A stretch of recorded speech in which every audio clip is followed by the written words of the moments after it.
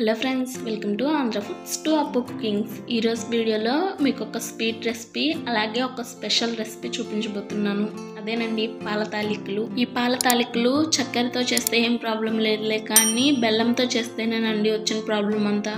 అంటే బెల్లం వేస్తే పాలు విరిగిపోతాయి కదా, అలా పాలు విరగకుండా చాలా రుచిగా ఎలా తయారు చేసుకోవాలో చూసేద్దాం. ముందుగా స్టవ్ పైన ఒక కడాయి పెట్టుకొని 2 టేబుల్ స్పూన్ల బెల్లం వేసుకోండి. అలాగే అరకప్పుకి కొంచెం తక్కువగా వాటర్ యాడ్ చేసుకొని ఈ బెల్లాన్ని కరిగించుకోండి. కొన్ని ప్రాంతాల్లో వినాయక చవితి అప్పుడు వినాయకుని ప్రసాదంలో ఉండ్రాళ్ళతో పాటు ఈ పాల తాలికలను కూడా పెడతారని మీలో ఎంతమందికి తెలుసు? చూస్తున్నారు కదా, 1-2 నిమిషాలకి ఇలా కలుపుతూ ఉంటే బెల్లం కంప్లీట్గా కరిగిపోయింది. ఇంకా స్టవ్ ఆఫ్ చేసుకొని ఇందులోకి తడి బియ్యపు పిండిని 1.5 కప్పు వరకు యాడ్ చేసుకోండి. ఫస్ట్ 1 కప్పు వేసుకొని కలపండి, తర్వాత సరిపోకపోతే ఇంకొక 1/2 కప్పు యాడ్ చేసుకోండి. నాకైతే ఇక్కడ 1.5 కప్పు వరకు పట్టింది. ఎప్పుడైనా కానీ తడి బియ్యపు పిండి వాడుకునేటప్పుడు బియ్యం కొంచెం ఎక్కువగానే నానబెట్టుకోండి. ఎందుకంటే తడి బియ్యపు పిండికి వాటర్ ఎక్కువ పట్టవు. మనకు కొంచెం జావైనా కానీ ఇంకొంచెం పిండి మిగిలి ఉంటుంది కదా, కాబట్టి ఎప్పుడైనా కానీ బియ్యం కొంచెం ఎక్కువే నానబెట్టుకోండి.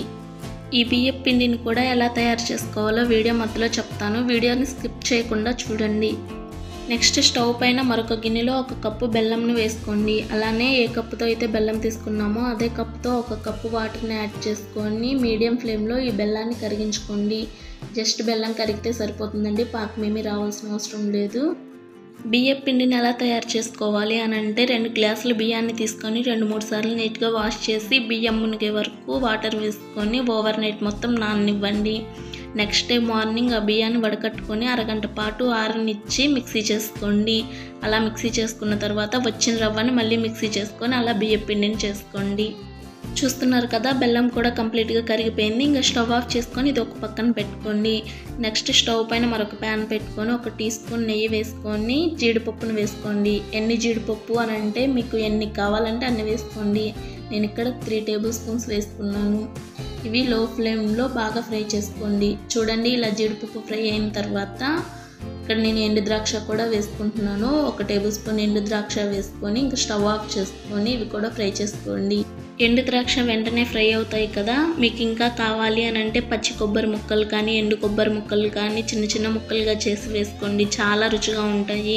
ఇక్కడ నా దగ్గర ప్రజెంట్ లేవు కనుక నేను వేసుకోవట్లేదు, ఉంటే మీరు వేసుకోండి.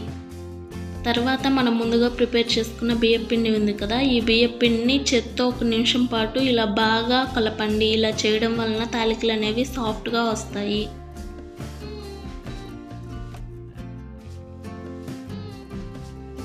పిండిని ఇలా బాగా కలుపుకున్న తర్వాత ఇలా కొంచెంగా పిండి తీసుకుంటూ ఇక్కడ నేను వీడియోలో చూపిస్తున్న విధంగా ముందు రౌండ్గా చేసుకొని తర్వాత తాలికల్లా చేసుకోండి.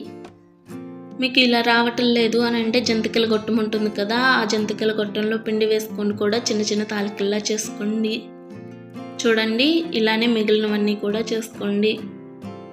ఈ తాలికలు అస్సలు చప్పగా ఉండవండి, ఎందుకంటే మనం బెల్లం నీళ్ళతో పాటు పిండిని కలుపుకున్నాం కదా, అదే బెల్లం వేయకుండా నీళ్ళతో పాటు పిండిని కలిపాము అని అంటే తినేటప్పుడు తాలికల వరకు చప్పగా ఉంటాయి.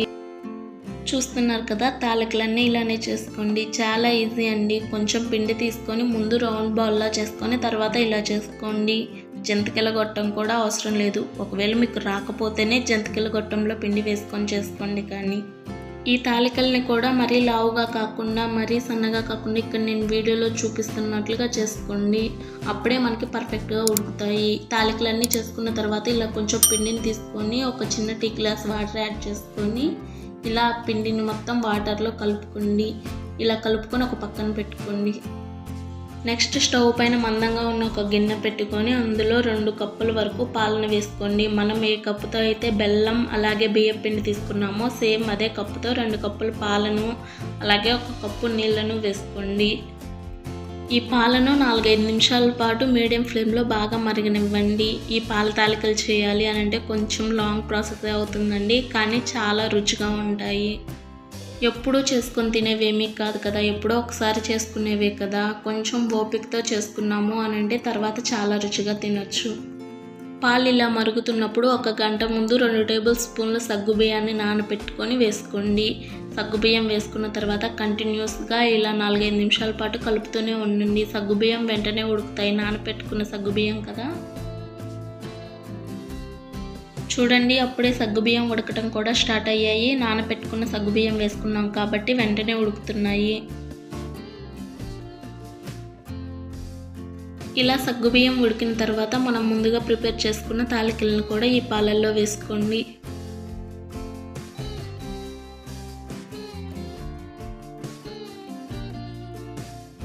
తాలికలన్నీ వేసుకున్న తర్వాత ఏమీ కదపకుండా ఒక మూత పెట్టేసి లో ఫ్లేమ్లో ఒక 2 నిమిషాల పాటు అలానే వదిలేయండి. వెంటనే కదిపారు అని అంటే తాలికలు విరిగిపోతాయి. 2 నిమిషాల తర్వాత మూత తీసి ఇలా నిదానంగా గరిటెతో కదుపుకోండి. ఆల్రెడీ తాలికలు కొంచెం గట్టిపడి ఉంటాయి, అయినా కానీ నిదానంగా కలపండి. ఇలానే మధ్య మధ్యలో కలుపుకుంటూ ఒక 4-5 నిమిషాల పాటు తాలికల్ని బాగా ఉడకనివ్వండి.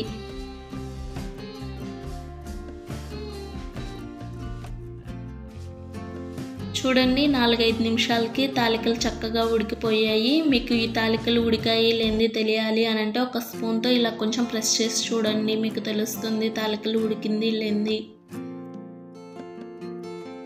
నెక్స్ట్ ఇందులోకి 1 టీ స్పూన్ యాలకుల పొడిని వేసుకోండి. అలాగే మనం ముందు కొంచెం పిండిలో వాటర్ కలుపుకొని పెట్టుకున్నాం కదా, ఆ పిండిని కూడా మరొకసారి బాగా కలిపి ఆ పిండిని కూడా ఈ పాలల్లో వేసుకోండి. ఇలా వేసుకోవడం వలన ఈ పాలు అనేవి చిక్కబడతాయి. ఇలా పిండిని వేసుకున్న తర్వాత మీడియం ఫ్లేమ్లో గరిటెతో కలుపుతూ 2-3 నిమిషాలు ఉడకనివ్వండి.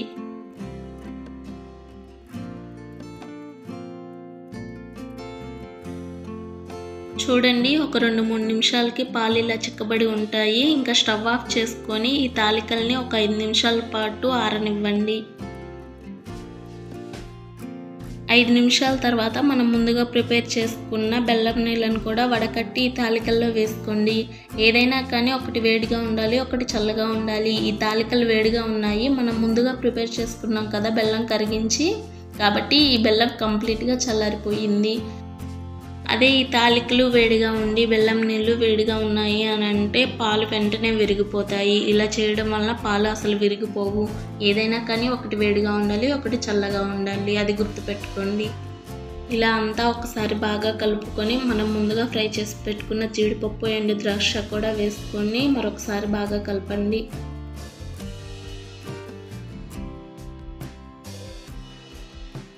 చూడండి ఇక్కడ నేను చెప్పినట్లు మీరు పాల తాలికలు చేసుకున్నారు అని అంటే ఎప్పుడు చేసినా కానీ పర్ఫెక్ట్గా వస్తాయి. ఒక్క తాలిక కూడా విరగలేదు చూడండి.